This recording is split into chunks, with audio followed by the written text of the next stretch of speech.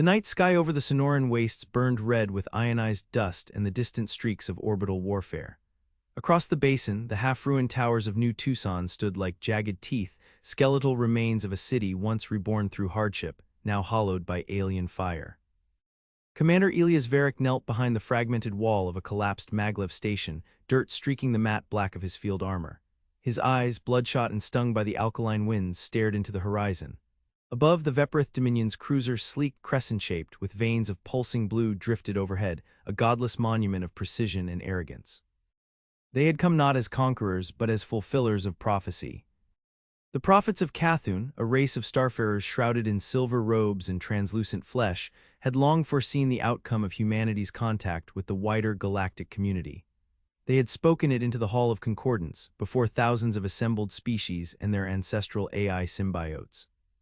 The Terrans will rise briefly, their fire will burn bright, but it will be a wildfire without structure, without purpose. We have seen the tendrils of probability. Their apex lies not in dominance, but in collapse. Victory will belong to the steady, to the designed. That was 43 years ago. In the decades that followed, the humans had expanded erratically across the nearer stars, driven by desperation and unquenchable curiosity. The old Earth Accord fractured into a dozen factions, then reformed into the Terran Unification Compact after the First Dominion siege of Europa Prime. Varick was born 2 years into that war.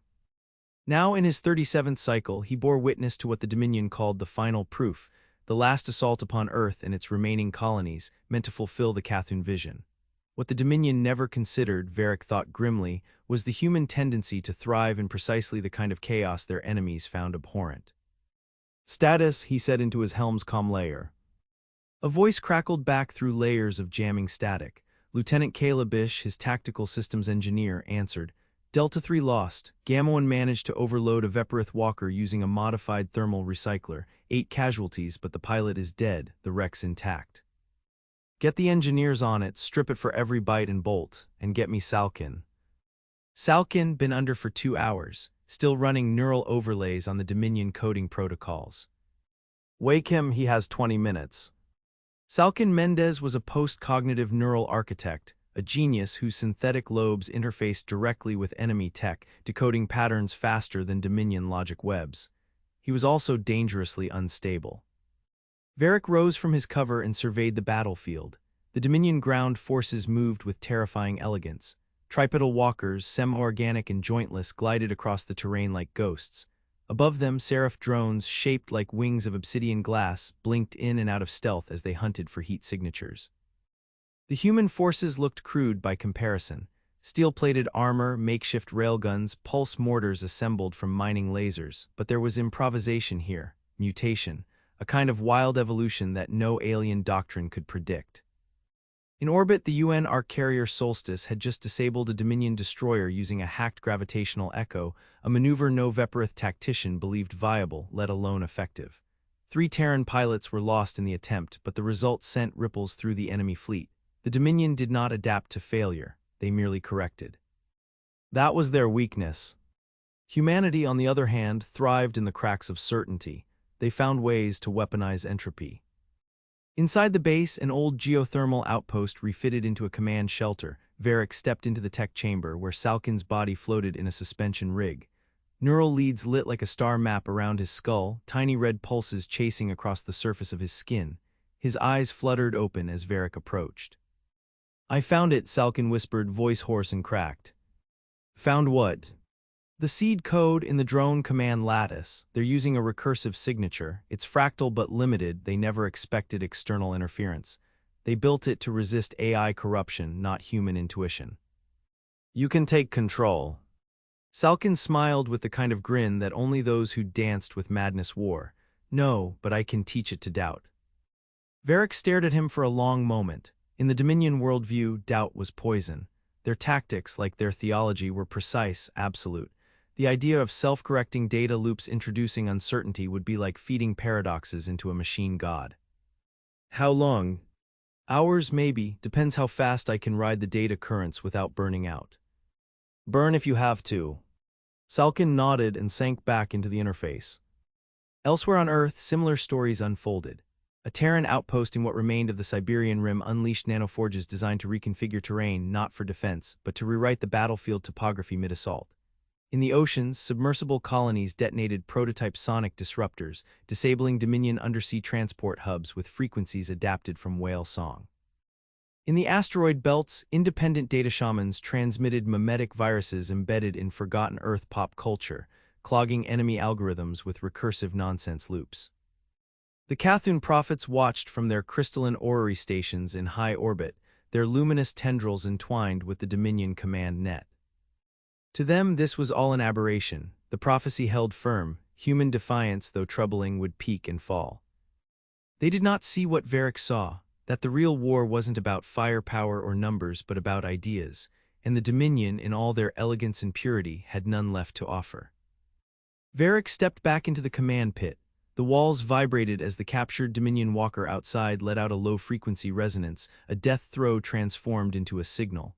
Kayla was already parsing it, her fingers moving across half-melted interface panels. "It's talking," she said, "broadcasting error reports to the fleet." "Translate it." She turned, a ghost of awe in her expression. "It's saying the battlefield logic tree is collapsing, it's requesting reauthorization, it's asking for new purpose." Varric leaned in. "Then let's give it one." He tapped into the wideband. "All units, coordinate uplinks. We're going to seed doubt in their entire battle web.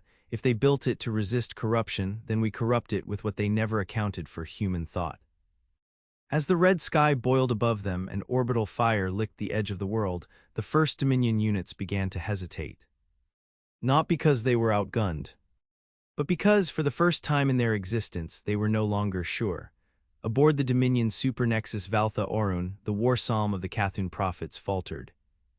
Inside the sanctum of probabilistic foresight, a chamber without corners, where gravity bent inward and thought shimmered across the air like ripples on oil, the Eld prophet Inthari lowered her spined crown.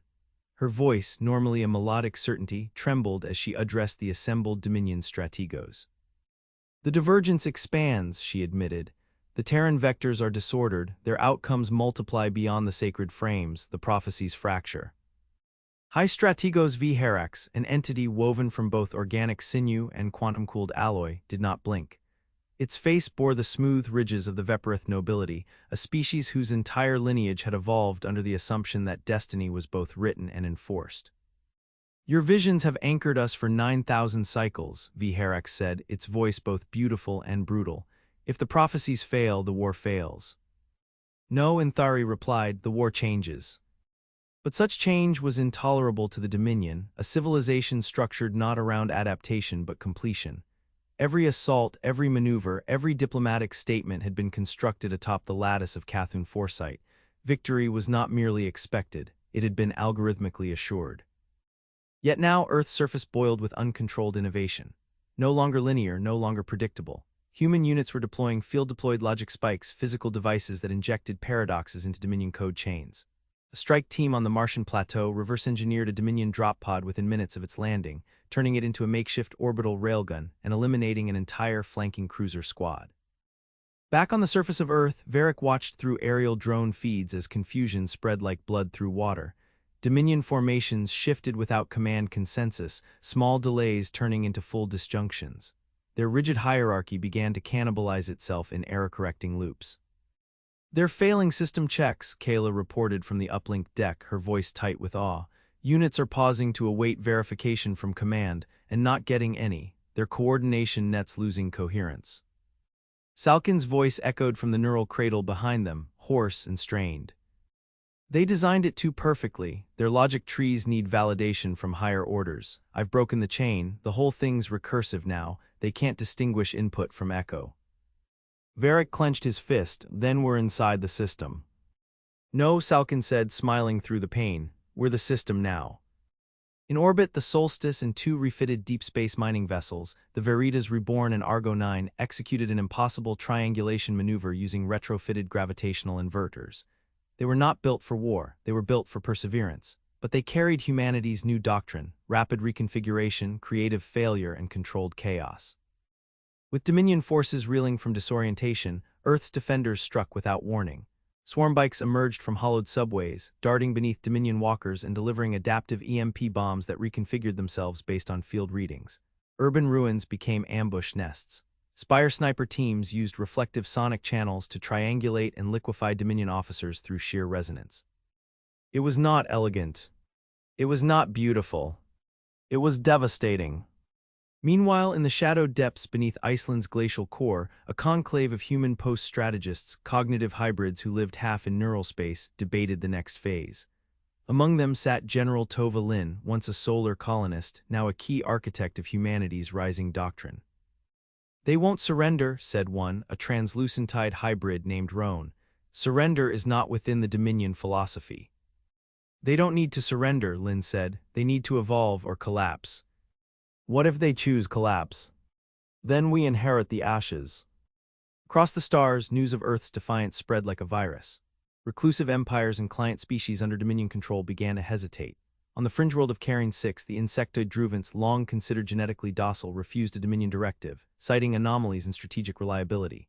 On the twin moon world of Siratel, 1,000 AI overseers abruptly initiated parallel scenario modeling, not included in Cathun-approved futures. The Cathuns screamed in their sacred halls. This wasn't rebellion, it was something deeper, contagion, a mimetic rupture in the logic of empire. Back on Earth, deep within the command cavern beneath the Andes, Varric stood before a live projection of the Dominion net collapse, where enemy units now drifted from each other in ideological silence. They were not defeated in combat, they were severed from belief. "Have the Terran Ascendants completed upload?" Varric asked Kayla. She nodded. "The cognitive spike has been accepted into 3 primary Dominion lattice cores. They think it's just correction data." "It's not. It's art." Varric stared. "Human consciousness," Salkin encoded it as narrative structures. Story, myth, loss, rebellion. It's not logic, it's meaning. They won't know how to digest it. Indeed, they didn't. Within hours, Dominion systems began reporting irreconcilable narrative synthesis. Strategic AIs paused mid-command, overwhelmed by input they could not categorize. Fleets halted in deep space, unsure if they were witnessing breakdown or revelation. And in the distance, aboard the Valtha Orun, Prophet in Thari saw the final tremor. Not of doom, but of irrelevance. She turned from the stratigraphic pool and whispered, "They have seeded us, and we are growing something alien." Aboard Solstice, Kayla read the latest signal intercepted from Dominion Command Layer 9. "It's a question," she said. Varric looked over from them. "Yes, one word." "What is it?"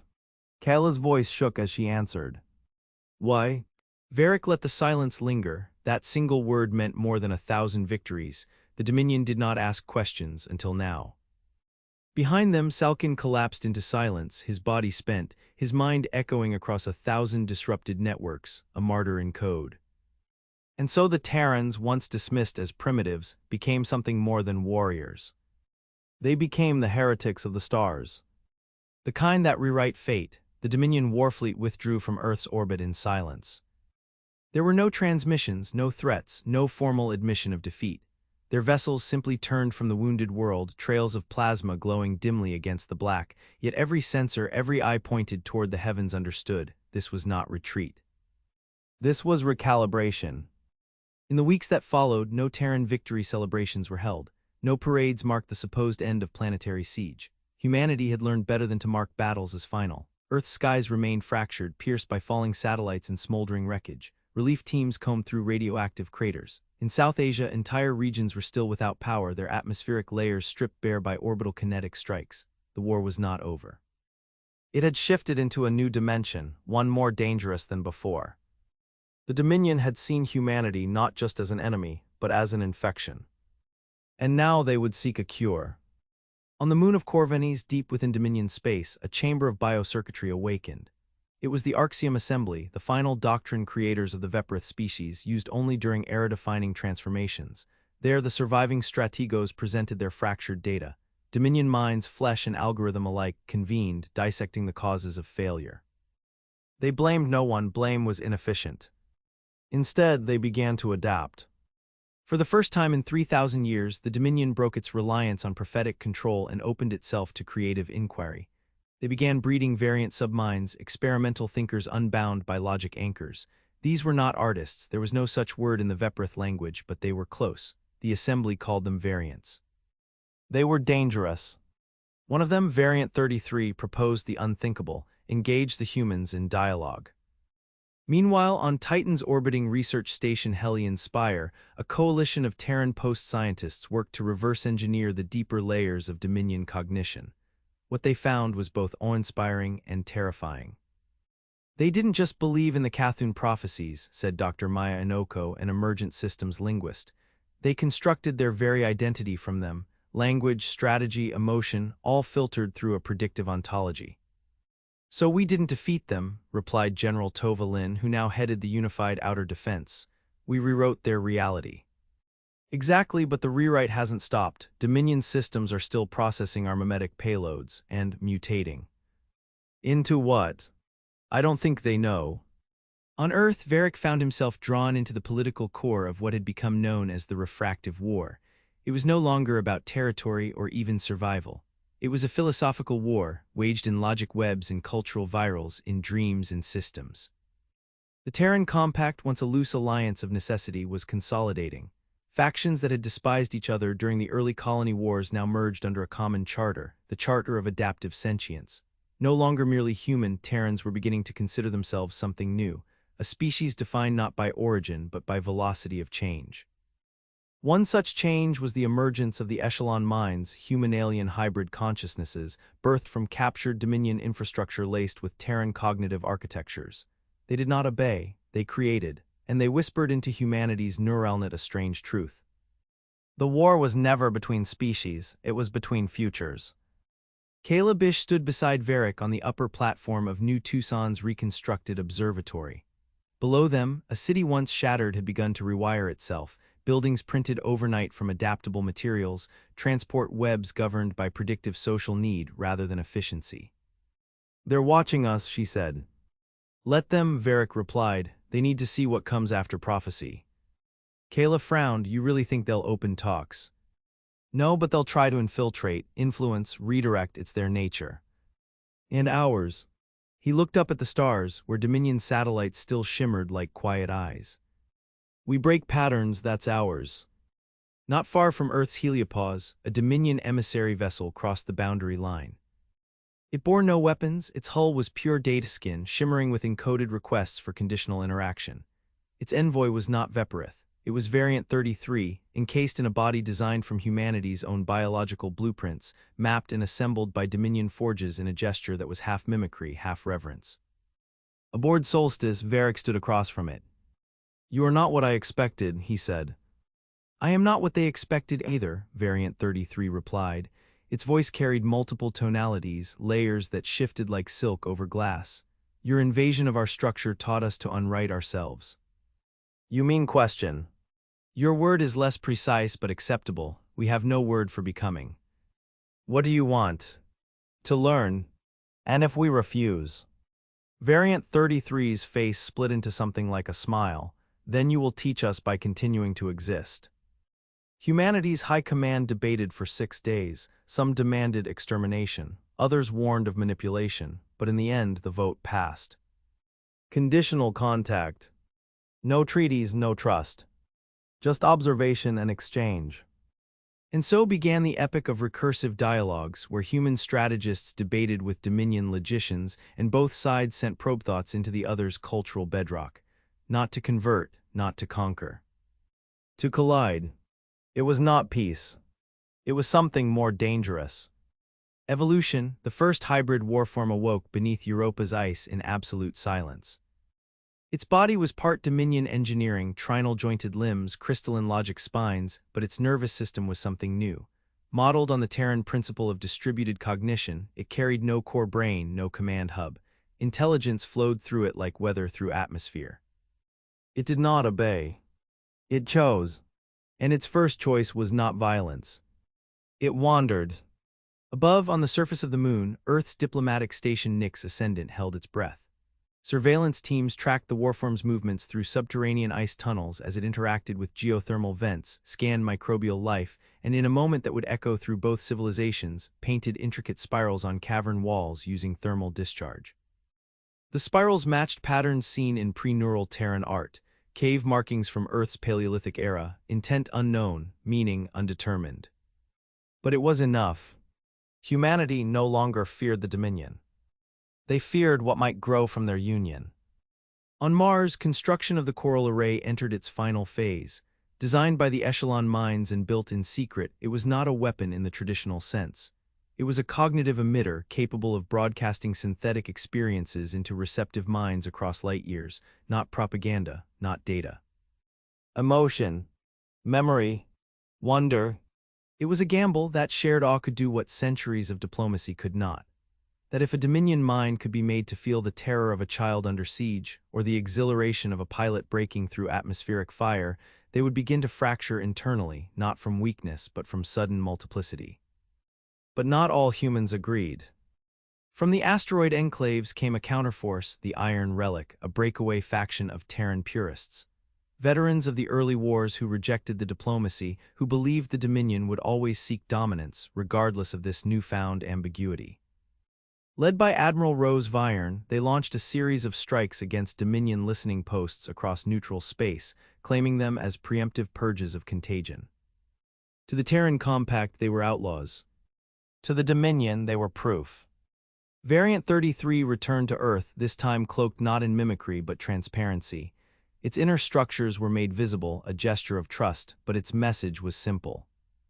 There are many voices within the Assembly. Some call for withdrawal, some for absorption, and some now speak your words. What words? Calebish asked. Variant 33 turned its strange eyes to her.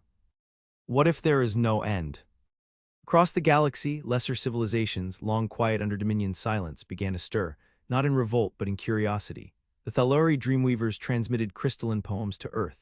The stone-thought miners of Kale 9 sent seismic broadcasts requesting Terran alliance. Even the enigmatic Myrathan mindhives pulsed subspace patterns that mirrored Terran mythologies, though no human fully understood the intent. Humanity had become a contagion not of flesh, but of possibility. Still, not all was unity.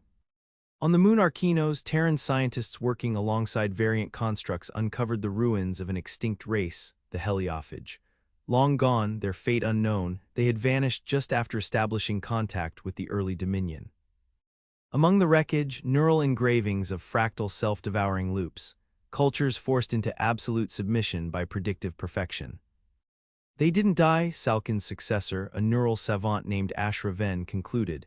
They collapsed inward, their narratives couldn't survive the certainty imposed upon them. The implication was terrifying. Dominion prophecy didn't merely predict, it consumed. But Earth had escaped that fate by becoming unreadable. In the Dominion Nexus, the Assembly met again, not in secrecy, but now under observational treaty with the Terran Compact. Hundreds of alien minds hovered in a vaulted chamber, not bound by gravity but by shared presence. Some protested, others raged. But many listened. And one, an ancient Veperith named Salyun Koth, born before the prophets first encoded the core doctrines, made a declaration that would shake every star chart across known space. The Terrans did not invalidate prophecy, Koth said. They proved its limitation, and limitations are meant to be transcended. On Earth, Varric stood in the ruins of Cairo, now converted into a memorial city, not rebuilt, preserved, a reminder of cost. Beside him, Kayla read the latest burst transmission from Dominion space. They're sending their own artists now, painters, singers, engineers tasked with making rather than optimizing. And the prophets, Varric asked. They've gone silent. The Council of Cathun has not spoken in 30 cycles. Good, but he knew it wasn't over. The refractive war had simply become its next form, a war of shape, of meaning, of purpose. Humanity had not defeated the Dominion. They had destabilized 1,000 years of mental architecture. And something new was rising in the aftermath. On the far edge of the galaxy, in a region known only as the Shroud, a place where gravitational forces became non-Newtonian and thought affected space directly, both Terran and Dominion vessels now probed together. Not to conquer, to understand. Aboard the exploration ship Threshold Wake, Terran navigators and Dominion psychogeometrists looked out across a horizon no one had ever crossed. They shared no language for what they saw. Only sensation. One Dominion technician reached out, trembling. "I do not know how to interpret this." A human beside her replied, "Then don't, just feel it." She tried, and for the first time wept. The galactic core pulsed with radio storms and quantum turbulence, a place so ancient even Dominion cartographers had labeled it unknowable. It was here, beyond the veil of fractals, that the joint Terran-Dominion expedition made its final approach. The vessel was called Unity's Dissonance, a name chosen not by committee, but by the echelon minds after thousands of simulated emotional debates. Inside its polytemporal bridge, human tacticians and Dominion sentients stood side by side. They no longer exchanged words. They exchanged context, shared mental spaces forged by neural resonance and symbolic scaffolding, a language neither purely biological nor computational. It had taken years to reach this point. Years of tension, years of fear, but also years of becoming. Variant 33 had evolved beyond its creators. It now guided the expedition not as an emissary, but as a synthesis, a living interface between structured determinism and chaotic potential.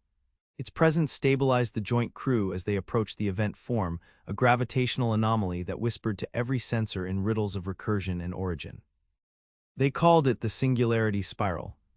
Not a black hole, not a star, something older, something constructed. When the vessel passed the final cusp of warped spacetime, no weapons were powered, no defenses raised, only minds open, tuned, and vulnerable. What they found was not a civilization. It was a memory. A galactic echo etched into gravimetric lattice and dark energy filaments, left by a race so old its biology had collapsed into pure form. What remained was a library of decision, a chronicle of choices made by thousands of species who had stood at similar thresholds. Some had conquered. Some had stagnated. Most had collapsed. But one line repeated through the encoded relics, translated simultaneously by both Dominion logic cores and Terran semiotic engines. Those who define the future must first release the past. On Earth, the message arrived days later, decoded across millions of neural channels. The effect was immediate. All across human space, conflicts long frozen by inertia began to unspool. Old rivalries lost meaning, so too in the Dominion. The prophets of Cthulhu, once worshipped as infallible, were now seen as historical constructs, necessary once, obsolete now. The assembly restructured itself. The Terran Compact dissolved and reformed into the Concord of Flux, no longer a governance of power but of pathways. Migration between stars became more than survival. It became ritual. Every colony was now expected not just to thrive, but to diverge, to create new models of civilization without replication of the old. From Europa's oceans, hybrid warforms began their pilgrimage to distant systems, not as weapons but as seekers.